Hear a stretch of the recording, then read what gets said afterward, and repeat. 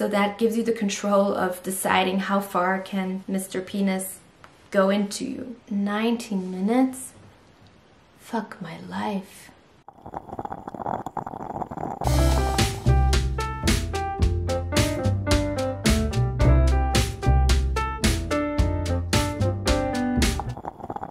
Hello and welcome back to my channel.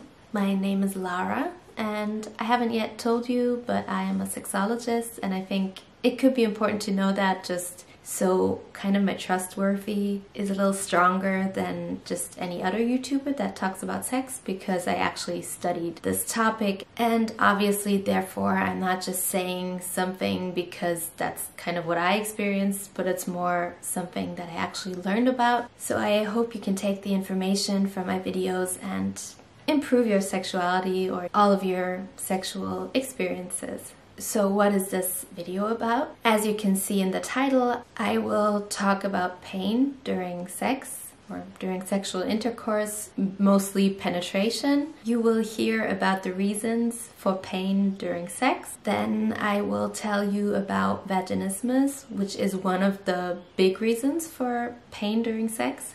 I will tell you what vaginismus is. I will tell you about the causes, so why do you have vaginismus? And in the end, I will actually tell you how you can overcome vaginismus. I am planning to do another video just about how to overcome vaginismus. So in this video, I will definitely tell you things, but it's gonna be a little shorter than in the extra video I'm gonna do that will only focus on all the methods and exercises you can do to actually overcome vaginismus. There are a lot of reasons for pain during sexual intercourse. There are a lot of reasons for painful sexual intercourse, also called dyspareunia. Not only women, but also men can experience pain during sexual intercourse, but I will focus on women today. It's just more common. So some women experience pain during sex, some women experience pain after sex. And for a very big part, the main causes of sexual pain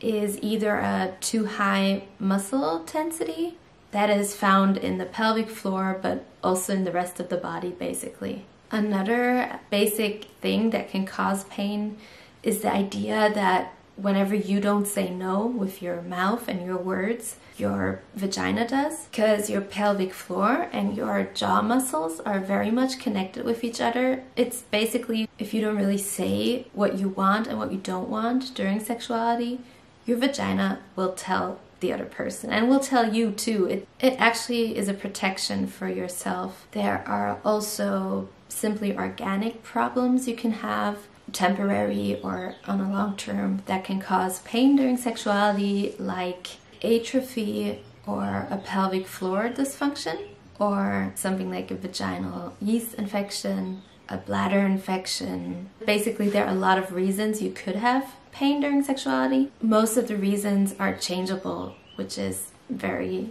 good to hear, I'm sure. Whatever you have that's causing the pain, pretty surely we can fix it. Whatever reason you might have, obviously the first step is to kind of observe the situation and then go to the doctor and let them check you for all the things they can see. And once that is checked, either you'll find a treatment with them, or if it turns out that you have some form of vaginismus, then you can listen now and you'll get a lot of information that you need from me. What is vaginismus? Vaginismus is the automatic reaction to the fear of letting something into the vagina, a vaginal penetration. The vagina, specifically the pelvic floor muscles, actually automatically, without you controlling it, they suddenly tighten up as soon as something wants to get into the vagina. Basically when you try to insert something, whatever it may be. And so for some women, they can use their finger or a tampon and they don't have problems with tightening up, and some women have problems with everything. And the tensing up can either lead to pain, little pain, or very extreme pain. It can be extremely painful for a lot of women. It can even make intercourse impossible because your vagina gets so tight that nothing can go in there. It's important to say that the women don't have any control of this reaction because it happens automatically. The good thing is though that you can learn to gain control over this. Some women experience vaginismus from the start, so basically as soon as they try to use a tampon when they're 12, 13, and then when they have their first time sex, all those years they experience vaginismus. And some other women may have had 10 years of their lives sexual intercourse without any pain, without having vaginismus, and then suddenly they have vaginismus. In the phobic vaginismus, the women experience fear of injury and pain during intercourse. And this form of vaginismus usually is primarily, which means it's been there from the beginning, as I explained. Secondarily, this vaginismus can occur because of drastic or traumatic experiences. It can occur after pregnancy or after receiving a child. It can also occur when when intercourse has been painful for a few times because of different reasons. But then having this pain a lot of times can cause a vaginismus too. Vaginismus type 2 is more about the fear of what can come out of your vagina.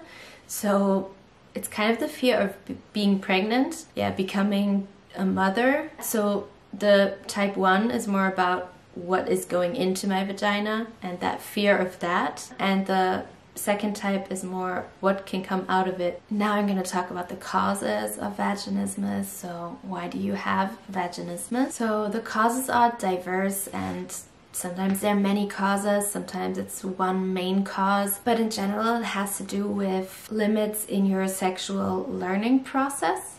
It can mean that you were brought up in a very sex negative family where you were taught that sex is not okay and it's not good to have it. It could even be in a subtle way that you didn't know it was sexually negative, but it still impacted you a lot. It can mean that you were brought up or learned that your body is not something that you should explore or that you should touch and get to know, or your arousal is not something you should touch or get to know. It could be that you've never really dealt with your vulva or vagina, you've never really looked at it, It can just mean that you have negative thought patterns around your sexuality for whatever reason this happened, but it can come from just a general, more tense body muscle tone. And the muscle tensity obviously won't just be in all of your body and not in your vagina. It's going to be in your vagina too.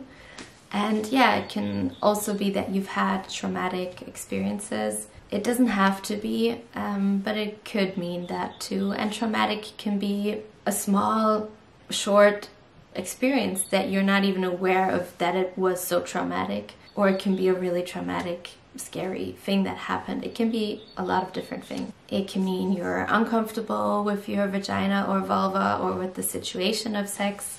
Yeah, you can think of it actually like, so if your vagina, let's pretend your vagina is a house, and if you've not really been in this house that much yourself, if you haven't looked at all the paintings on the wall in the house, if you haven't looked at the furniture or sat down on the furniture, then you don't feel so comfortable inviting people over to your house because you're like, what even is in there? I don't even know if I can offer food or drinks. Like, I don't know what's in that house.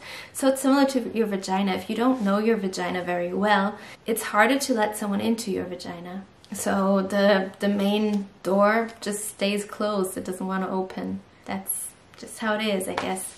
Last but not least, I will tell you how you can overcome vaginismus. So the key to overcoming vaginismus is to explore yourself. It's to spend time to get to know yourself, to get to know your body, and specifically to get to know your vulva and vagina. You can do this by, first of all, reading about vaginas and vulvas. So it can just be also looking at the anatomy in the internet, in books, watching positive videos about vulvas or vaginas. But not only that, you also will have to look at your own vagina and your vulva. Really sit down, take a mirror, and look at yourself. And trying to look at yourself in a non-judgy way, but just in observing. lovingly way. It's important to be tender to your vagina and to your vulva, and to spend more time in your day or a week or a month thinking about your vagina and vulva, like putting it more into your everyday life, in your thoughts, rather than only thinking of your vagina and vulva when it hurts you.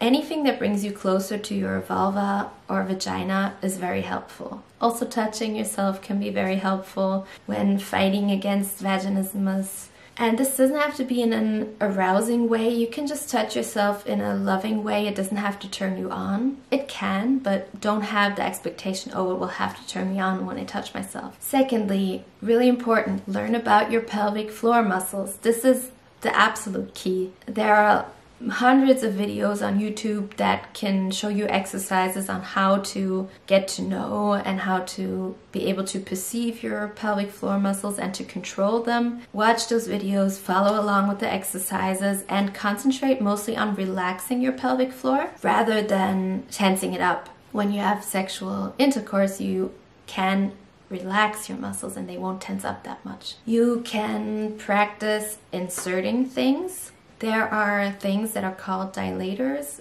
and they're basically like a dildo. They have different sizes. They start pretty small, and then they have like 3 or 4, 5 sizes that get bigger in time. And it's for you to basically practice to insert things into your vagina, and to do that very slowly and very carefully, and really be patient. Those are things you can do outside of sexuality. Those are things you can do every day, all year long, on your own. If you want to know about things you can do during sexuality, so when you're already having sexual intercourse or when you're with someone together, first of all, you can always extend and intensify foreplay. This will at least make you really be wet and more open. This will not change the topic with your muscle, with the pelvic floor, but it can definitely make it easier and more comfortable to have sex. Go slower and go more careful. Breathe deeply into your whole body. Don't just breathe up here. Try to breathe everywhere and really deeply. Immediately say stop when you have pain. Don't try to just suffer through it. Really stop the situation. When you have pain, it's important that you say you have pain and that you stop it all. Doesn't mean the whole arousal must be gone. You can always do other things. You don't have to have penetration, intercourse. Move your body fluently. Try to put a lot of movement into your body. This will make it easier for your muscles to relax. So the more you move, the less tense your pelvic floor can be. And what I also think is really important is the idea or the concept of having an active vagina. So your vagina is not a passive thing that's there and then the penis goes inside it. It's actually active. It can take what it wants and it can go away if it doesn't want this. So yeah, your vagina can grab the penis and let it in. So maybe it's an idea to tell your partner or whoever you're sleeping with that they shouldn't move as much and that you're the one who wants to do the movements. So that gives you the control of deciding how far can Mr. Penis go into you. This is it. I know it's really not an easy way to change all of those things that will defeat your vaginismus. It might be a long way, but please know that it is possible to regain or to gain a lustful and pleasurable sexuality and penetration. Give yourself time and give yourself patience. Don't be ashamed to go to your gynecologist, to talk to a sex consultant or to a sex therapist. That's what we're here for. I wish you all the best. Goodbye.